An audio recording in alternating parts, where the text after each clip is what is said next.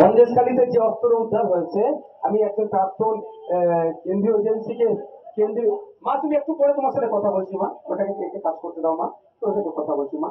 কেন্দ্রীয় এজেন্সিকে যে তদন্ত করেছিল, একটা প্রাক্তন কেন্দ্রীয় এজেন্সির একজন কর্তার সাথে আমি কথা বলছিলাম যে ওখানে সম্ভবত ব্ল্যাক নাকি জিরাট, গ্লক, কেন্দ্রীয় গ্লক 17 নামে একটা এই ধরনের বন্দুক পাওয়া গিয়েছে, যেটা আমাদের ফোর্সের কাছে, রাজ্যের পুলিশ, দেশের পুলিশের কাছে থাকে না। অত্যাধুনিক অস্ত্র বিদেশ থেকে আসলো কোথায়? সম্ভবত বেলজিয়াম মেড, সেটা বেলজিয়ামে তৈরি হয়েছে। কিভাবে আসলো, যারা নিয়ে আসলো? এই দেশদ্রোহীদের হয়ে যারা সওয়াল করছে, আমার তো মনে হয় তাদের বিরুদ্ধে আইনত ব্যবস্থা নেওয়া দরকার। এখানে রাজনীতি করা আমাদের মনে হয় ভুল হবে। অন্যায়টাকে অন্যায় হিসাবে দেখা হোক, যারা এই অন্যায়ের সাথে যুক্ত তাদের বিরুদ্ধে ব্যবস্থা নেওয়া হোক। আর হাসনাবাদে এক বিজেপি নেতার বাড়ির অজনী তার ভাইয়ের বাড়িতে বিস্ফোরণ ঘটেছে। যদি এই বিজেপি নেতার বাড়িতে বিস্ফোরণ রেখে মানুষের মধ্যে তেজস্ক্রিয় রেখে মানুষের মধ্যে বিভেদ করার চেষ্টা হতো, আমাদের সিআইডি ওখানে পৌঁছেছে, তদন্ত করেছে।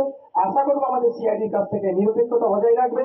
যদি ওর বাড়িতে দিয়ে কোনো অঘটন ঘটানোর চেষ্টা করে, যারা ওই নেতার বাড়িতে দিয়ে অঘটন ঘটানোর চেষ্টা করছে তাদের বিরুদ্ধে ব্যবস্থা গ্রহণ করবে। আর ওই নেতা যদি বাড়িতে রেখে মানুষের মধ্যে বিভেদ তৈরি করার জন্য ওটা রাখে, তার বিরুদ্ধে ব্যবস্থা গ্রহণ করুক। আমি আশা করবো নিরপেক্ষতার সাথে আমাদের সিআইডি তদন্ত করবে।